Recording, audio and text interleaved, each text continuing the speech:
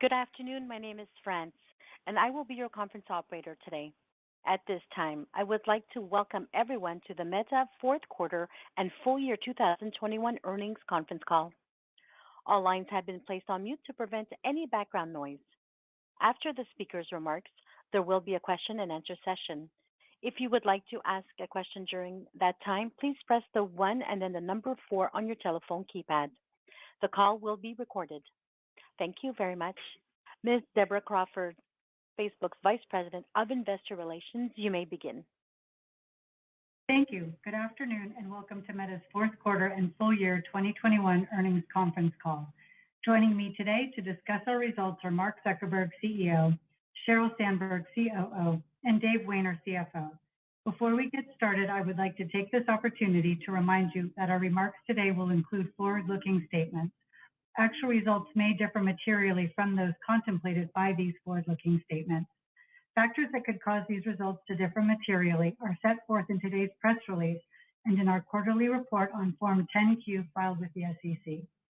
Any forward-looking statements that we make on this call are based on assumptions as of today, and we undertake no obligation to update these statements as a result of new information or future events. During this call, we may present both GAAP and non-GAAP financial measures. A reconciliation of GAAP to non-GAAP measures is included in today's earnings press release. The press release and an accompanying investor presentation are available on our website at investor.fb.com. And now I'd like to turn the call over to Mark. Hi, everyone, and thanks for joining today. This was a solid quarter for our products and business. It was also an important one for our company. In October, we announced that Meta would be our new name, and we laid out our vision for the metaverse. And when we shared our plan to connect, I said that this is not something that we're going to do on our own. The metaverse will be built by creators and developers, it will be interoperable, and it will touch many different parts of the economy. In the months since, it's been exciting to see lots of other companies share their own plans for the metaverse and how their experiences and products might show up too. And I look forward to partnering with a lot of them as we work to bring this to life together. Now, if last year was about putting a stake in the ground for where we're heading, then this year is going to be about executing. And today, I'm going to discuss our 7 major investment priorities for 2022. And they are Reels, community messaging, commerce, ads, privacy, AI, and of course, the metaverse. And these are the areas that we're putting a lot more talent and budget towards. But before I get to that, I want to briefly touch on our Q4 results, which I know Sheryl and Dave are going to go deeper on.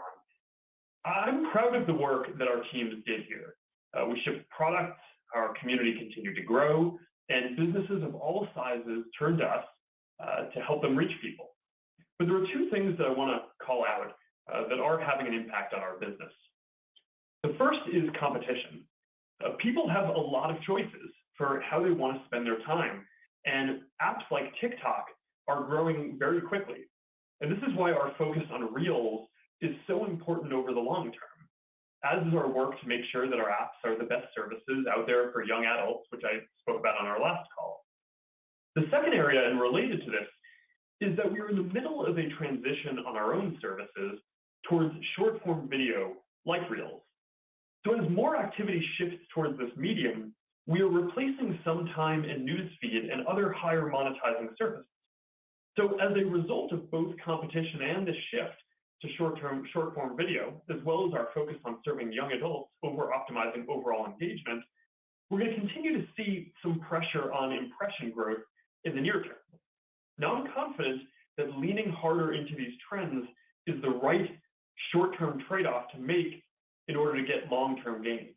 But we've made these types of transitions before with mobile feed and stories, where we took on headwinds in the near term to align with important trends over the long term. And while video has historically been slower to monetize, we believe that over time, short-form video is going to monetize more like feed or stories than like watch. So I'm optimistic that we'll get to where we need to be with Reels too. Ultimately, our continued success relies on building new products that people find valuable and enjoy using. And in a competitive marketplace, we are focused on understanding the areas that we deliver on for people and executing against this strategy. Dave is going to share more on the impacts to our business in a minute, but before we get to that, I want to discuss our investment priorities for 2022. The first one is Reels. Now, it's clear that short-form video will be an increasing part of how people consume content moving forward. And Reels is now our fastest growing content format by far. It's already the biggest contributor to engagement growth on Instagram, and it is growing very quickly on Facebook too. And as we continue to improve the tools for creators, ranking for the people watching, and as we roll out the product everywhere across the world, we expect that this will continue growing quickly. So looking ahead, we're investing in simplifying video across Instagram, building more great creative and monetization tools for creators, and helping more people discover and interact with relevant Reels. The next investment priority is community messaging, which is about chatting with groups of people that you have something in common with, whether that's a shared community, an interest, or experience. You know, we already run some of the world's most popular messaging platforms where people connect one-on-one or in groups with friends, family, and colleagues. And we're seeing people increasingly want to share more things in messages that they were previously maybe posted to feed. So I think the popularity that we're seeing with apps like Slack in the workplace or Discord or Telegram reflects this trend too. So we're going to help people on WhatsApp better organize their group chats and make it easier to find information for the communities that they're a part of, like parent groups or neighborhoods. And we're also building community chats on Facebook and Messenger for real-time conversations within those groups and communities.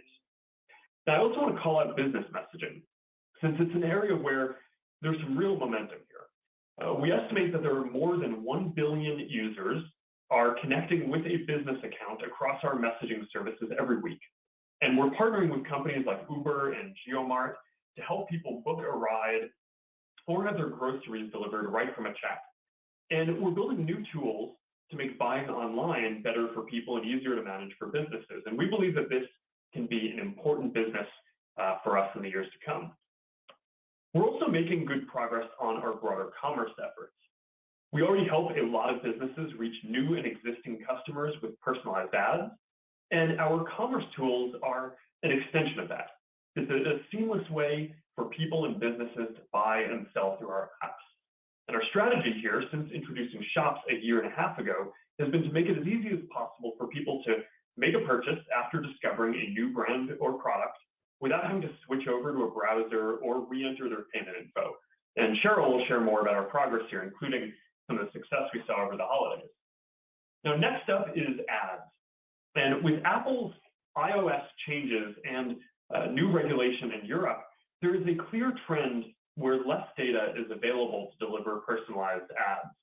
But people still want to see relevant ads, and businesses still want to reach the right customers. So we're rebuilding a lot of our ads infrastructure so we can continue to grow and deliver high-quality personalized ads. Now, the next two priorities I want to discuss focus on infrastructure that underpins all of our products. The first one is privacy. And we've made huge investments in strengthening our approach to privacy, including rebuilding our privacy program and our privacy review process. And we made updates to bring greater privacy to our products, including end-to-end encrypted backups and disappearing messages on WhatsApp, and end-to-end encrypted voice and video calling on Messenger. And over the next few years, we're focused on building out a major privacy infrastructure project that will encode our privacy commitments at a deeper level of our technical foundation to make them more durable and make product development faster in this evolving environment. Now, on to AI. This is one of the areas where we've routinely seen stronger returns on our investments over time than we've expected. Advances in AI enable a lot of the experience that I've talked about so far. It enables us to deliver better ads to people while using less data. It's core to all of our safety and security work. It has meaningfully improved the relevance of Reels and overall content ranking in general, and it plays a big role in our commerce efforts. Artificial intelligence is also going to play a big role in our work to help build the metaverse. We just announced our AI research supercluster, which we think will be the world's fastest supercomputer once it is complete later this year. And this is going to enable new AI models that can learn from trillions of examples and understand hundreds of languages, which will be key for the kinds of experiences that we're building. Now, looking ahead, we're focused on further scaling our computing power and transforming our AI infrastructure through advances in foundational research, as well as improvements to data center design, networking, storage, and software. Now, the last investment priority here is the metaverse.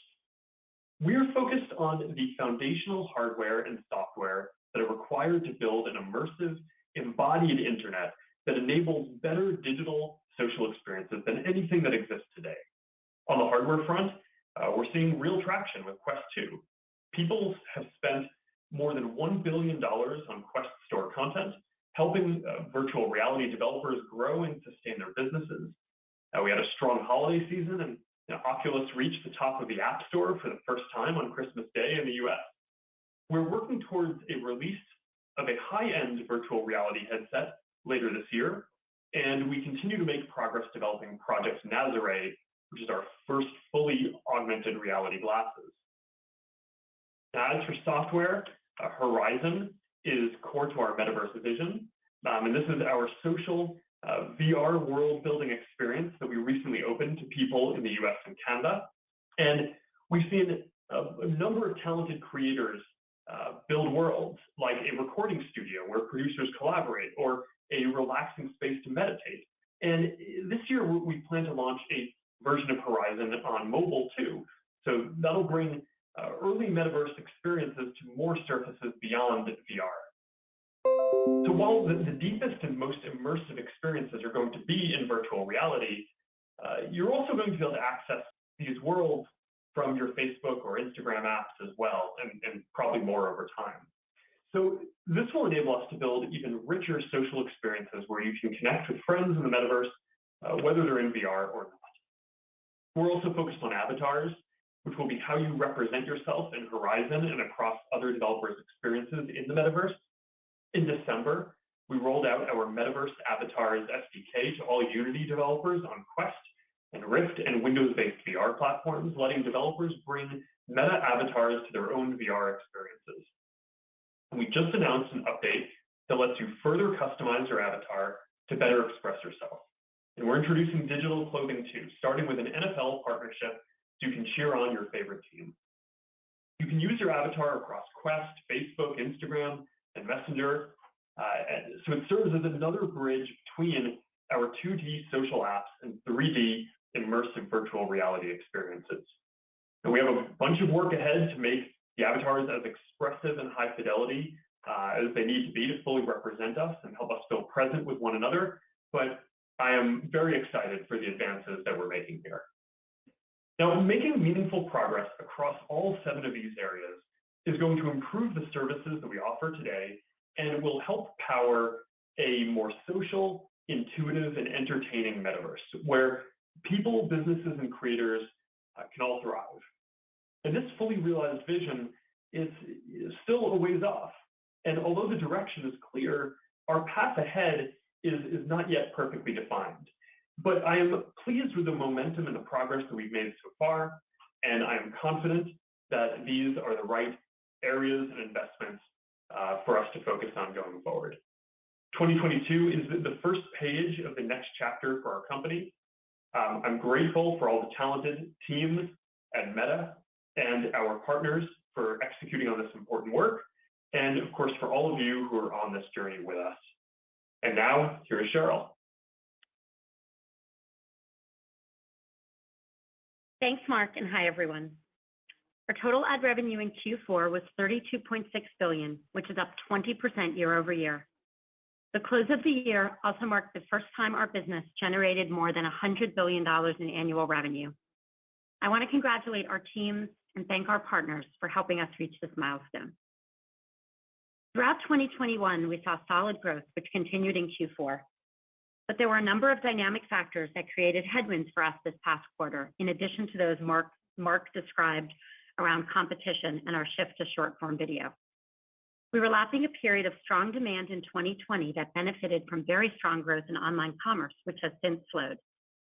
Q4 was also the first holiday season after Apple's iOS changes, which have had an impact on businesses of all sizes, especially small businesses who rely on digital advertising to grow.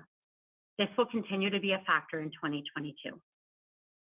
We've also heard from advertisers about other macro trends that contributed to the headwinds in Q4, including global supply chain disruptions, labor shortages, and inflationary pressures. A number of industry reports have pointed to people shopping earlier in the holiday season to avoid potential supply chain issues and shipping delays. This is in line with the behavior we saw from advertisers, many of whom front-loaded their spend earlier than usual. Mark talked about 7 areas of investment. I'd like to talk about our progress in 3 of those: ads, commerce, and messaging. First, ads. Like others in our industry, we faced headwinds as a result of Apple's iOS changes. As we described last quarter, Apple created 2 challenges for advertisers. One is that the accuracy of our ads targeting decreased, which increased the cost of driving outcomes. The other is that measuring those outcomes became more difficult. These challenges are complex and interrelated. We're working to try and improve things, for example, by making progress in closing the underreporting gap for iOS web conversions and by introducing tools like our aggregated events measurement solution to deliver better insights for advertisers. These efforts will help to mitigate some of the challenges, but we expect the overall targeting and measurement headwinds to moderately increase from Apple's changes and from regulatory changes in Q1 and throughout 2022.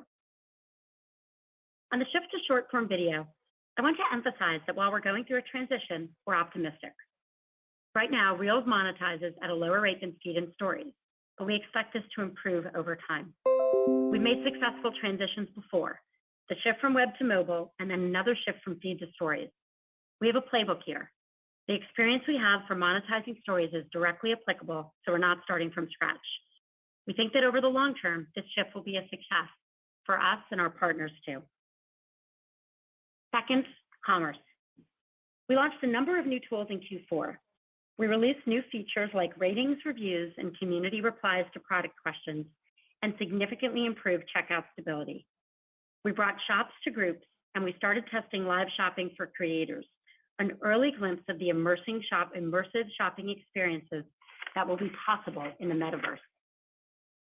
Our commerce strategy remains focused on 3 areas: continuing to be the best place for advertisers to find customers and get strong ROI, making it easier to sell on our platform, and improving the customer experience.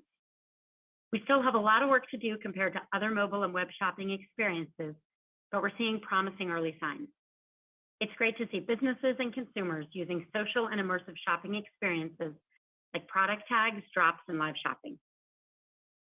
A good example is The Laundress, a premium fabric care and home cleaning brand from Unilever that wanted to build awareness of a new line it developed with the musician John Mayer. In November, they launched exclusively on Instagram for 24 hours and hosted a live shopping event, a conversation between John Mayer and Laundress co-founder Lindsay Julia Boyd, where people could buy the new products as they talked about them live. The hour-long event generated more than $40,000 in sales. Overall, we're pleased with the engagement we saw with our commerce tools over the holiday season and view Q4 as a promising milestone in our multi-year journey. Third, business messaging. Our focus is on helping businesses and consumers connect. Our largest monetization effort is click-to-messaging ads, where you click on an ad in your Facebook or Instagram feed and it opens a chat with the business in Messenger, Instagram Direct, or WhatsApp. It's a great way for businesses to drive engagement. And we've seen lots of demand from consumers who want to use our messaging apps for everyday services like utilities, financial services, education, and travel. In Q4, we expanded the types of information people can choose to receive from businesses and the format in which they can interact. We're continuing to invest in new tools to make it easier for people to help and make purchases right from a chat. More than 150 million users globally now view a business catalog on WhatsApp each month. And new features like collections on WhatsApp help businesses organize their products and make it straightforward for people to find things to buy. As we enter 2022, our focus is where it has always been, building products that help people connect and businesses grow. We're making long-term investments to evolve our business and continue to drive real value for our partners. In the coming year, we'll continue to invest in things that improve ad performance for our clients in short-form video like Reels, and in making the commerce experience better for consumers and marketers on our platforms. As ever, I'm grateful to our partners around the world, big and small, who we learn from every day, and to our teams at Meta who work so hard to help businesses through the holiday season and beyond. Now here's Dave. Thanks, Cheryl, and good afternoon, everyone. As we announced in October, beginning this quarter, we were reporting revenue and operating income in two segments, Family of Apps and Reality Labs. I will begin by discussing our consolidated results before moving to segments and ending with our outlook. All comparisons are on a year-over-year basis unless otherwise noted. We delivered solid results in the fourth quarter, ending a strong year for our business as full year 2021 total revenue grew 37% to nearly $118 billion. Q4 total revenue was $33.7 billion, up 20% or 21% on a constant currency basis. Unlike the first three quarters of 2021, we experienced a currency headwind in Q4, and had foreign exchange rates remained constant with Q4 of last year, total revenue would have been about $307 million higher. Q4 total expenses were $21.1 billion, up 38% compared to last year. In terms of the specific line items, cost of revenue increased 22%, driven primarily by Reality Labs hardware costs, core infrastructure investments, and payments to partners. R&D increased 35%, driven primarily by hiring to support Family of Apps and Reality Labs, as well as increased Reality Labs R&D operating costs. Marketing and sales increased 34%, mainly driven by marketing spend and hiring. Lastly, G&A increased 107%, driven primarily by legal-related costs and employee-related costs. We added over 3,700 net new hires in Q4, the majority in technical functions. We ended the quarter with over 71,900 full-time employees, up 23% compared to last year. Fourth quarter operating income was $12.6 billion, representing a 37% operating margin. Our tax rate was 19%. Net income was $10.3 billion, or $3.67 per share. Capital expenditures, including principal payments on finance leases, were $5.5 billion, driven by investments in data centers, servers, network infrastructure, and office facilities. Free cash flow was $12.6 billion. We repurchased $19.2 billion of our Class A common stock in the fourth quarter, and we ended the quarter with $48 billion in cash and marketable securities. Moving now to our segment results. I'll begin with the Family of Apps segment. Q4 total Family of Apps revenue was $32.8 billion, up 20%. Q4 Family of Apps ad revenue was $32.6 billion, up 20% or 21% on a constant currency basis. On a user geography basis, year-over-year ad revenue growth was strongest in Asia Pacific at 31%. Rest of world, Europe, and North America grew 28%, 20%, and 15% respectively. Currency was a modest headwind in all international regions. In Q4, the total number of ad impressions served across our services increased 13%, and the average price per ad increased 6%. Impression growth was primarily driven by Asia Pacific and rest of world, while impressions in North America declined 6% year over year. On a global basis, impression growth benefited from ad load increases in user growth. This was partially offset by engagement-related headwinds as we face increased competition for people's time and a shift of engagement within our app's video services like Reels, which show fewer ads than Feed or Stories today. Pricing growth was broad-based across regions. Worldwide pricing growth slowed from the third quarter as we lapped stronger growth in the year-ago period and faced currency headwinds. Pricing was also negatively impacted by advertisers facing challenges from macroeconomic factors and measurement and targeting headwinds. Family of Apps other revenue was $155 million, down 8% due to a decline in payment revenue earned from games. Family of Apps expenses were $16.9 billion, up 35% due to higher legal-related costs, employee-related expenses, marketing infrastructure-related costs, and payments to partners. Family of Apps operating income was $15.9 billion, representing a 48% operating margin. We estimate that approximately 2.8 billion people used at least one of our Family of Apps on a daily basis in December, and that approximately 3.6 billion people used at least one on a monthly basis. Facebook daily active users were 1.93 billion, up 5%, or 84 million compared to last year. DAUs represented approximately 66% of the 2.91 billion monthly active users in December. MAUs grew by 115 million, or 4% compared to last year. Facebook user growth was impacted by a few headwinds in the fourth quarter. In Asia Pacific and rest of world, we believe COVID resurgences during prior periods pulled forward user growth. User growth in India was also limited by an increase in data package pricing. In addition to these factors, we believe competitive services are negatively impacting growth, particularly with younger audiences. Within our Reality Labs segment, Q4 revenue was $877 million, up 22%, driven by strong Quest 2 sales during the holiday season. Reality Labs expenses were $4.2 billion, up 48%, driven by employee-related costs, R&D operating expenses, and cost of goods sold. Reality Labs operating loss was $3.3 billion in the fourth quarter. For the full year 2021, Reality Labs operating loss was $10.2 billion. Turning now to the outlook. We expect first quarter 2022 total revenue to be in the range of $27 to $29 billion, which represents 3% to 11% year-over-year growth.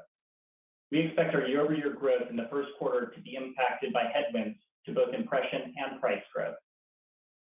On the impression side, we expect continued headwinds from both increased competition for people's time and a shift of engagement within our apps towards video services like Reels, which monetize at lower rates than feeds and stories.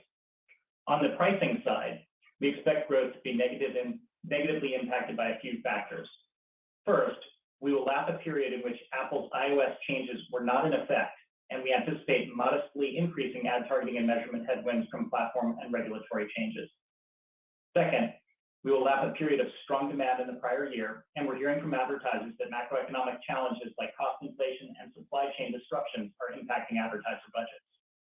Finally, based on current exchange rates, we expect foreign currency to be a headwind to year-over-year growth. In addition, as noted on previous calls, we also continue to monitor developments regarding the viability of transatlantic data transfers and their potential impact on our European operations.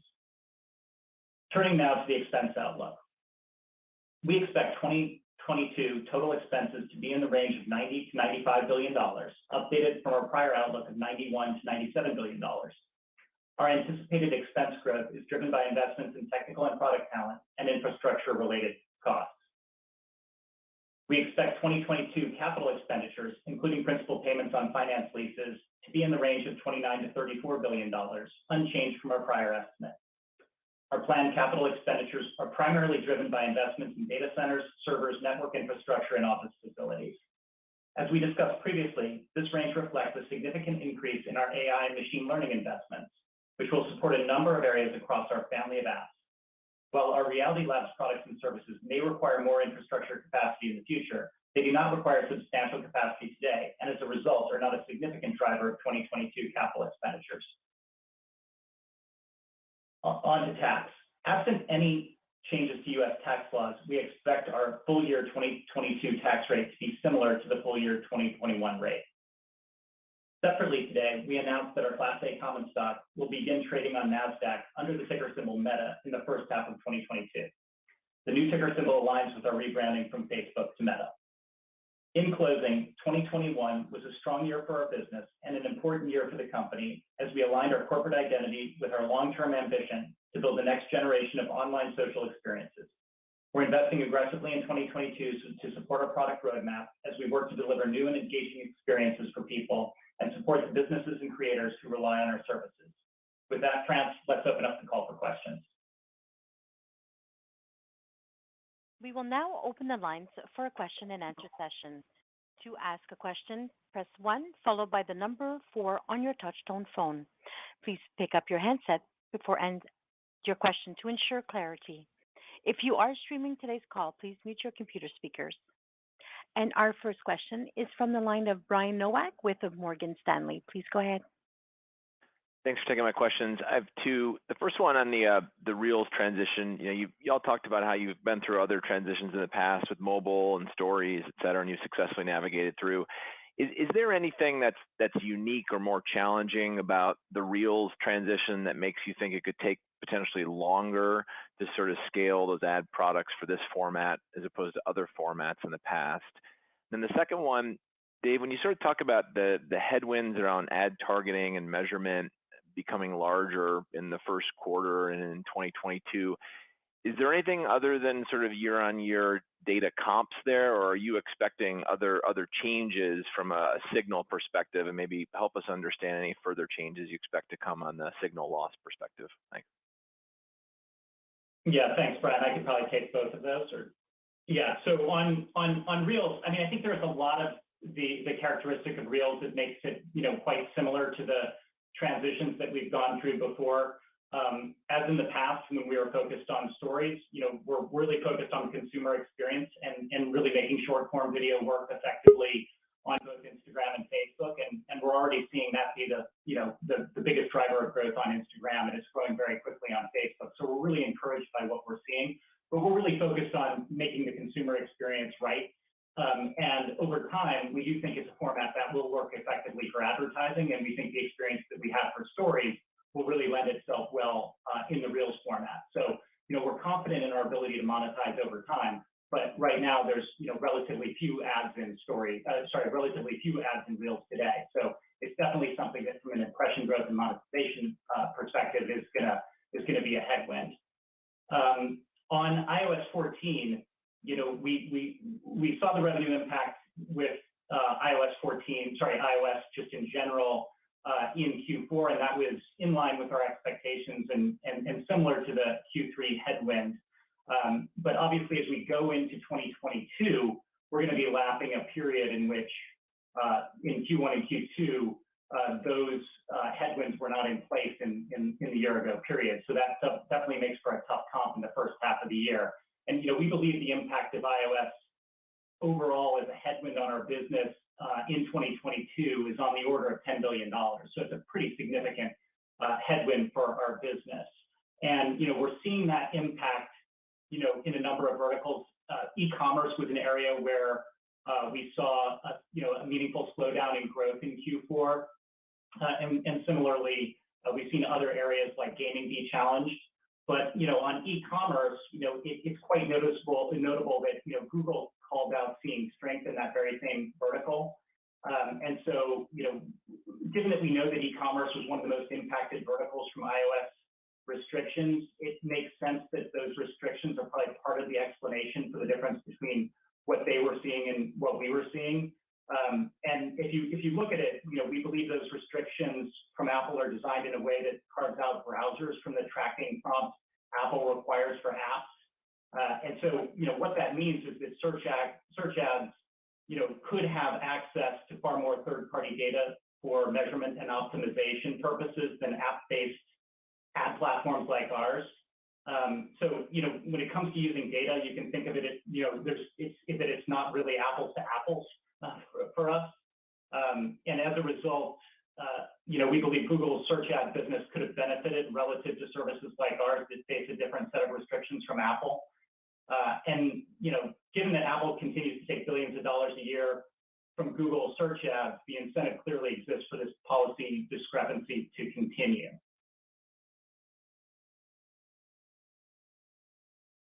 Our next question is from Eric Sheridan with Goldman Sachs. Please go ahead. Thanks so much.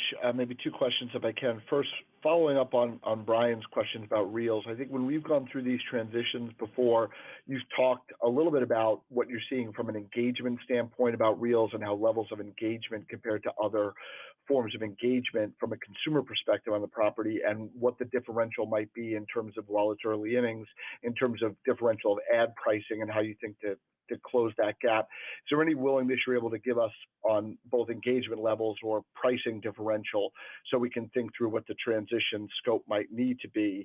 And then Sheryl, on the last call, if I remember correctly, you talked about elements of, as we move into Q1 in the first half, some of the workaround efforts that the team were trying to implement would start to show some efficacy. Can you give us an update on where you stand internally on workarounds and broader advertiser community acceptance of some of the workarounds on targeting and measurement as we move into the first half? Thank you.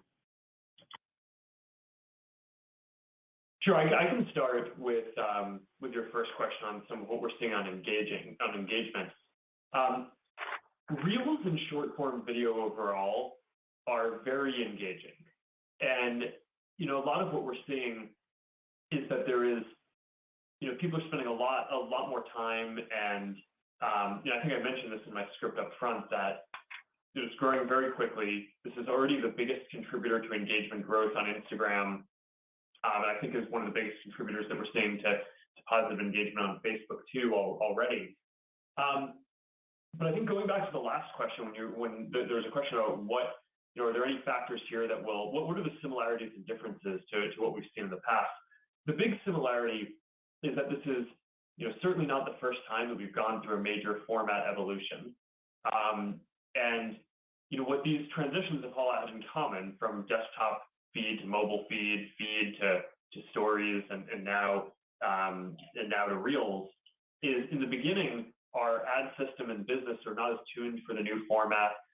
So as the engagement of the new thing starts to replace some of the engagement of the old thing, it creates a near-term headwind for revenue, but it's not that part.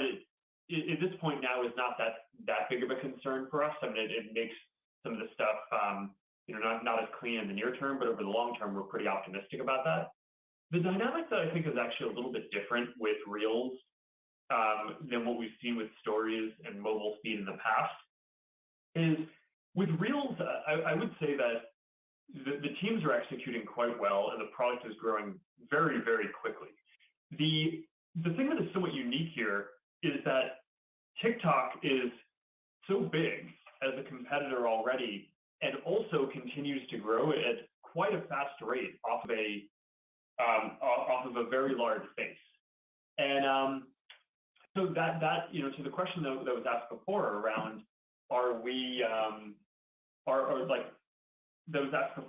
is there anything that's going to make it so that it takes us longer to kind of get to where we want on this? It is that even though we're compounding extremely quickly, we also have a competitor that is compounding at a pretty quick rate too. But overall, back to the question, Reels is extremely engaging. I think overall engagement will grow as a part of this, and that's why we're optimistic about the future. But there's a lot of work to do here. And then Cheryl, were you going to take the second part of the question on the mitigation front? Yeah. So when we talked about mitigation, we've said there are two key challenges from the iOS changes: targeting and measuring performance. On targeting, it's very much a multi-year development journey to rebuild our ads optimization systems to drive performance while we're using less data. And as part of this effort, we're investing in automation to enable advertisers to leverage machine learning to find the right audience with less effort and reduce reliance on targeting. That's going to be a longer-term effort. On measurement, there were two key areas within measurement which were impacted as a result of Apple's iOS changes. And I talked about this on the call last quarter, as you referenced. The first is the underreporting gap. And what's happening here is that advertisers worry they're not getting the ROI they're actually getting. On this part, we've made real progress on that underreporting gap since last quarter, and we believe we'll continue to make more progress in the years ahead. I do want to caution that it's easier to address this with large campaigns and harder with small campaigns, which means that part will take longer, and it also means that Apple's changes continue to hurt small businesses more. The second area underneath the measurement challenge are really data delays. As part of the iOS changes, we and many other ad platforms, we receive less granular conversion data on a delayed basis. And what advertisers shared with us, that this makes real-time decision-making especially difficult. And that's particularly important during the holiday period, where people are often spending a lot and really monitoring their ads and adjusting spend, not even on a daily basis, but often on an hourly basis. And that was one of the challenges we faced during this holiday quarter. Our next question is from Justin Post with Bank of America. Please go ahead. Great, thank you. A couple.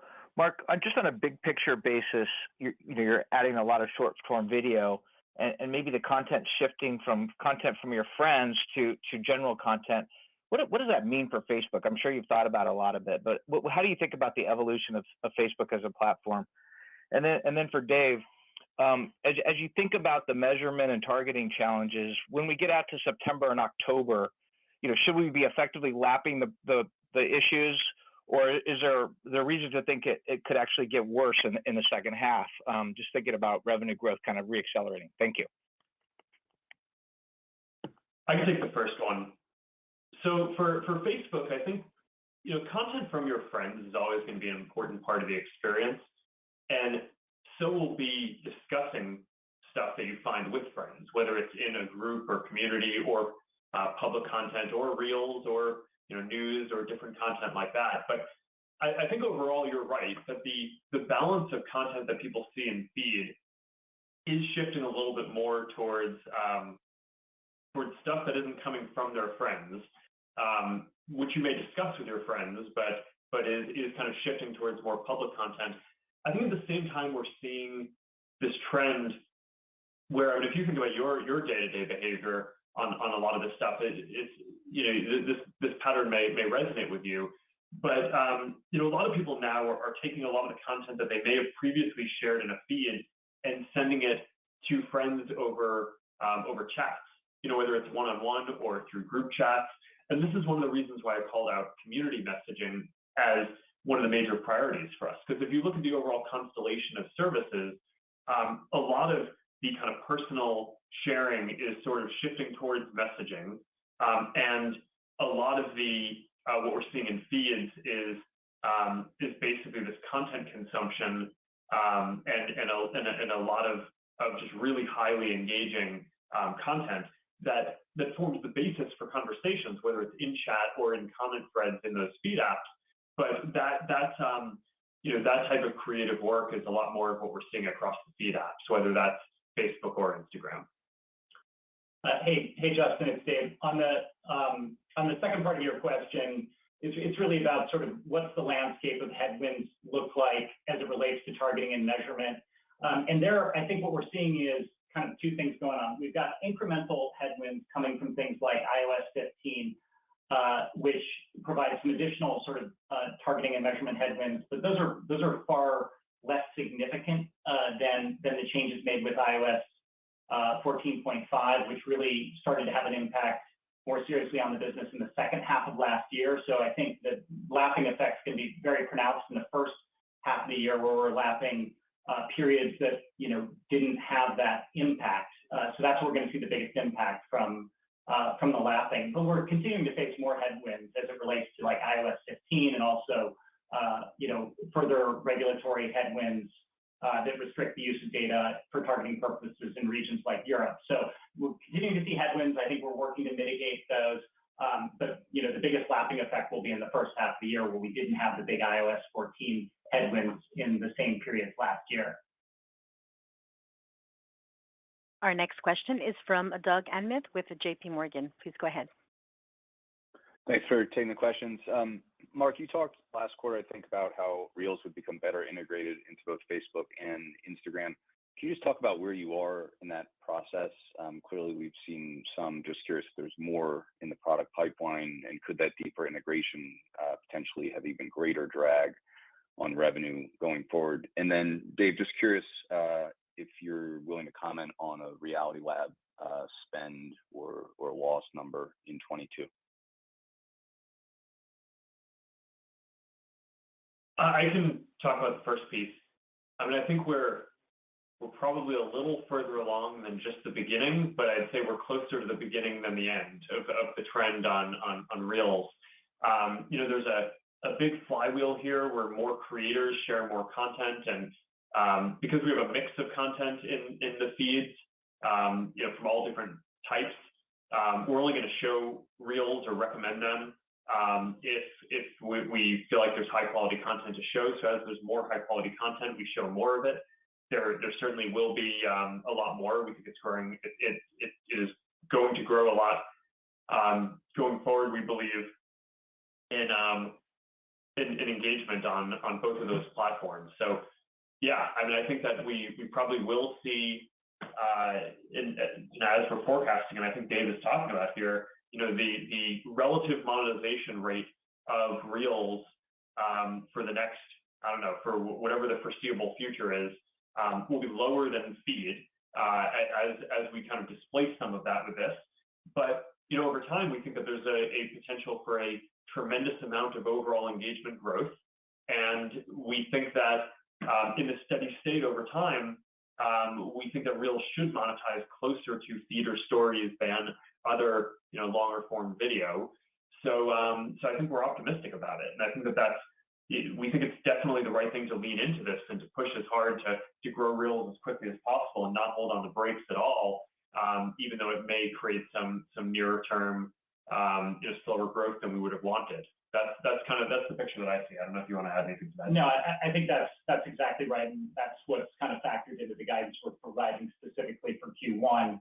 And then, Doug, on the expense outlook, we're not breaking out expenses by segment, but I probably can give some color here. We're expecting accelerating headcount growth in 2022 to be the biggest contributor of expense growth, and that's largely in tech and product roles to support the 7 product priorities that Mark laid out: Reels, community messaging, commerce, ads, privacy, AI, and the metaverse. And a number of those investment priorities map to our family of apps segment, and we expect family of apps to continue to drive the majority of expense growth in 2022, though we do expect Reality Labs operating loss to increase meaningfully in 22, and that's incorporated into our outlook. Our next question is from the line of Mark Mahaney with Evercore ISI. Please go ahead.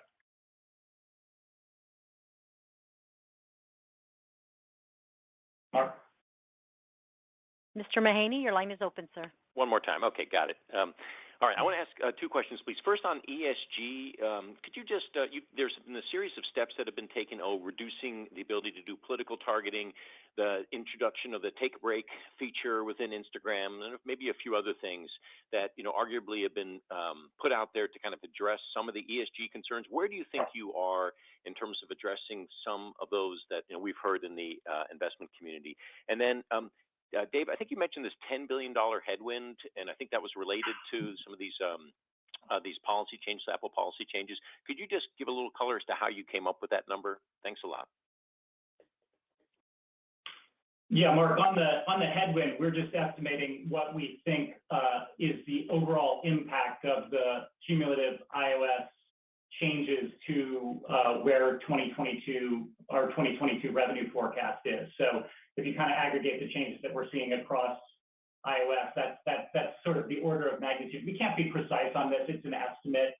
We've got ranges on the impact to our business, but we think it's a substantial headwind to work our way through, and obviously we're working hard to mitigate those impacts and continue to make ads relevant and effective for users. I don't have anything specific on the ESG front, so probably can't comment on that. Can follow up with you offline on that.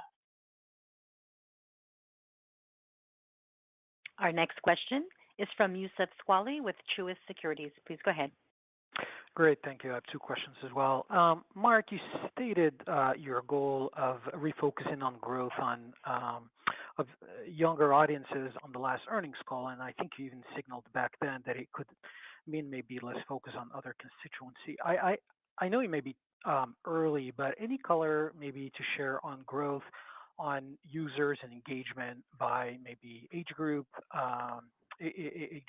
and then probably another question for you. I'm curious about when you think we can start seeing the kind of the meshing of apps like Instagram with AR and VR and the interoperability of these apps. Is that something where you think we're going to see gradually evolve, or something that gets kind of open only once the metaverse is sufficiently built up, whenever that is?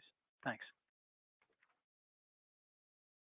Let me take the first one. I can take the first one on user growth. I think what we said about overall kind of user growth is we're certainly seeing an impact from strong competition, particularly with younger audiences. So that's true, and we're kind of seeing that globally. If you look at kind of the overall user growth landscape for the fourth quarter, we're seeing MAU and DAU in the U.S. and Canada sort of bounce around as sort of expected and indicated given our high level of penetration.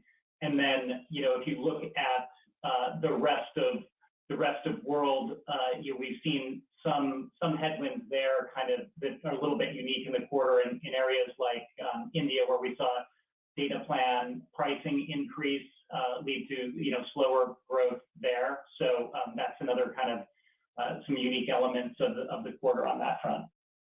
Sure, and in terms of when are some aspects of the metaverse showing up, I mean, I talked about avatars in my my remarks at the beginning, and how we're making it so you can have increasingly both expressive and eventually, and we've shown some demos around photorealistic avatars of yourself that you can show up in all the different apps, and your avatar can show up across Facebook and Instagram and Messenger as well as Quest, and we'll expand that further. And I think I also commented before about our goal for 2022 to make it so that Horizon works not just in immersive VR, but on 2D screens as well. So you could potentially jump into those kind of worlds from Facebook or Instagram or different apps as well. So I think you're seeing some of that stuff is already there. Some of it will come over the course of this year. Of course, the ability to message across apps is something that we've been working on for a while. You can already do that across Messenger and Instagram, and there's more there that will roll out over time as well. So I think you are going to see this stuff work seamlessly across the family. Our next question is from John Blackledge with Cowen. Please go ahead. Great, thanks. Two questions. Maybe first one for Mark. How is Reels differentiated versus TikTok, YouTube Shorts, and other short-form video services? And one for Cheryl. Any further color on how SMBs are changing ad spend budgets since the iOS changes, and is it slowing adoption of new SMB advertisers on Facebook? Thank you. Sure. So I can start with Reels. One of the things that I think we've seen is that there are some fundamental formats in social media, like feeds and stories, and now I think this Reels short-form video format, that within the context of a different network or community, the same format will take on different characteristics. So, for example, the kind of discussions that you might have in a feed on Twitter or on Pinterest are different from what you would do in Facebook or Instagram, even given a relatively similar format. So I think to some degree, even if a creator chooses to reshare their content across a number, you'll have different discussions with your friends across the different services based on who's there. And then there's the social dynamic where friends and different communities create these as well. So you see somewhat different Reels across Facebook and Instagram, and I'm sure you'd see different stuff across TikTok too. But what we're seeing is that this is all growing incredibly quickly. So it's hard to know exactly where this is going to settle in the end. But we just think the appetite that people have, there's been this long-term trend that I've commented on a number of times where, over the time that I've been running this company, it's 18 years this week, basically we've gone from text being the primary way that people share and consume content online at the beginning of the early 2000s to then we got cameras on our phones and photos became the primary thing, and now that mobile networks are starting to have gotten really good, video is really becoming the primary thing, and it is a lot more natural and engaging.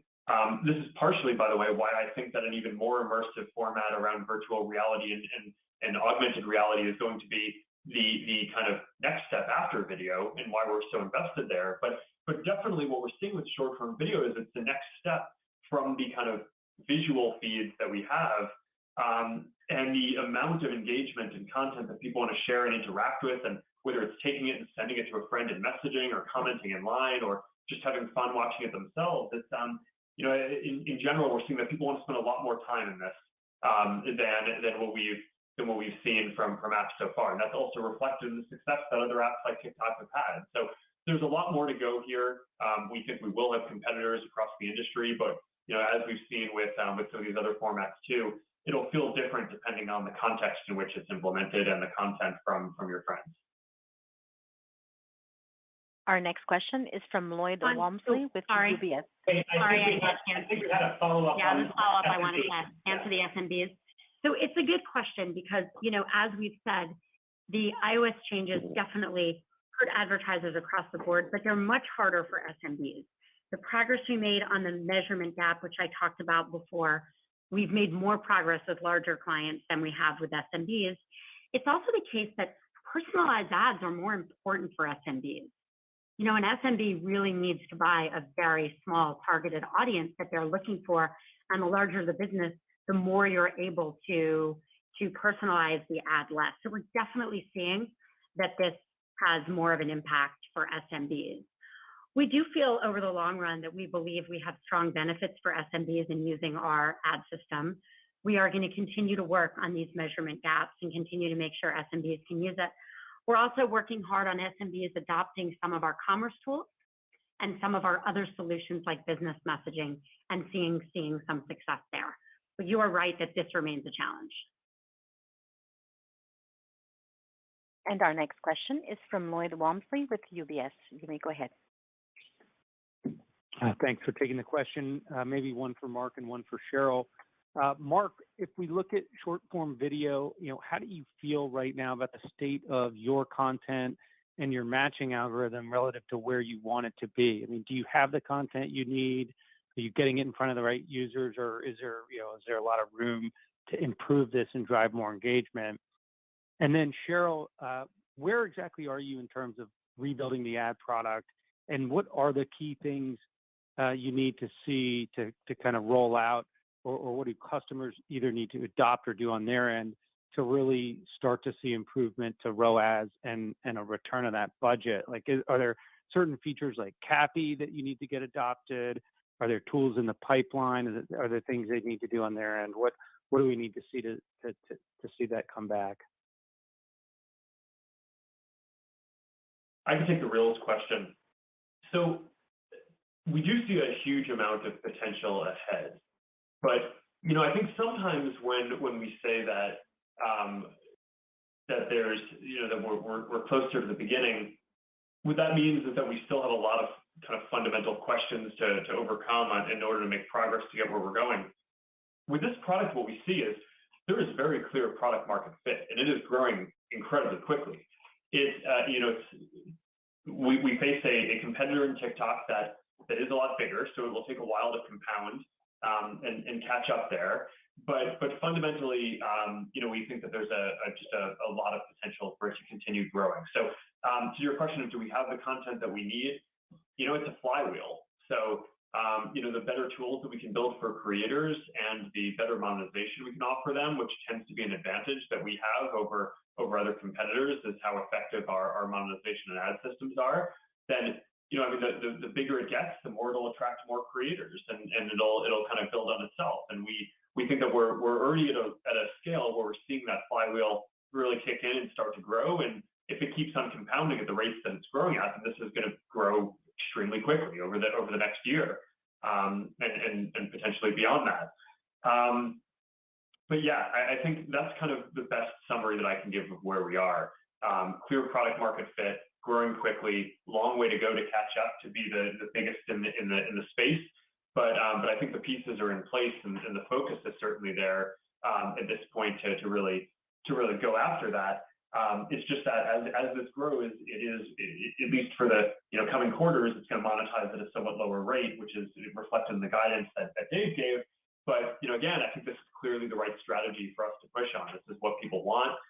They enjoy the product. We're just gonna roll it out as quickly and as well as we can. On the question of what we need to see to rebuild ad products and continue to grow return on ad spend, in the short run, as I talked about, we're working on measurements. We're rolling out new ways to help businesses continue to measure campaigns using Apple's SKAd network, API, and Meta's aggregated events measurement and conversion modeling. So we have specific products that people can adopt that help us. Over the longer term, we need to develop privacy-enhancing tech to help minimize the amount of personal information we learn and we use more aggregate, use more anonymized data, while still allowing us to show relevant ads. And that's going to take us time.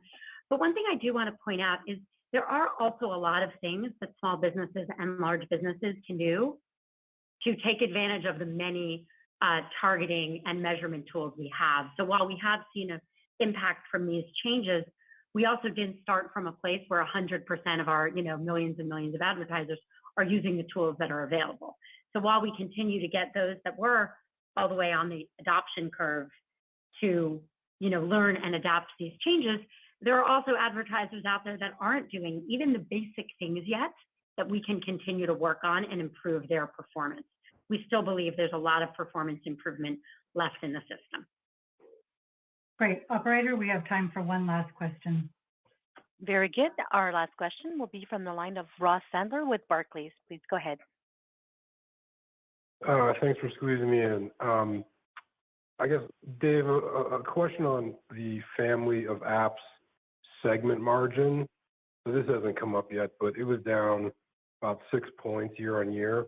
And I know that you had kind of forecasted the expense growth that you came in at for 21, but I think that downtick is coming as a bit of a surprise for some folks who thought your ad business had fairly stable margins. So any more color on what's driving that? Is it just the revenue headwinds that you're experiencing or any other lumpy items?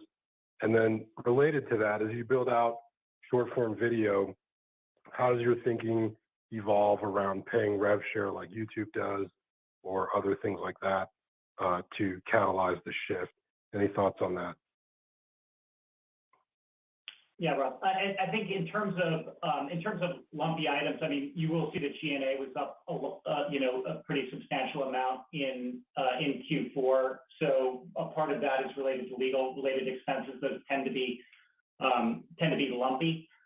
So that there was a factor there. I think in general, as it relates to family of apps and margin, I'd come back to the commentary that I made on the investments that we're making and family of apps, being an area where we're investing heavily in 2022 across the priorities that Mark outlined, including Reels, messaging, commerce, and ads. There's a big investment that we're making on the CapEx side that's primarily geared towards, AI and machine learning for the family of apps business. So, segment. So there's a lot of investment that we're making there. What was it? Let me make sure I get the second question.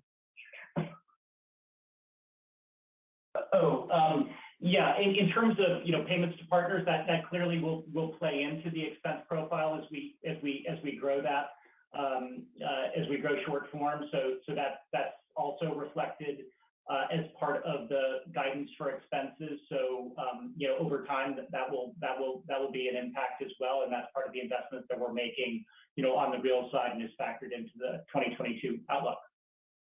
Thank you. Thank you, everybody, for joining us today. We appreciate your time, and we look forward to speaking with you again.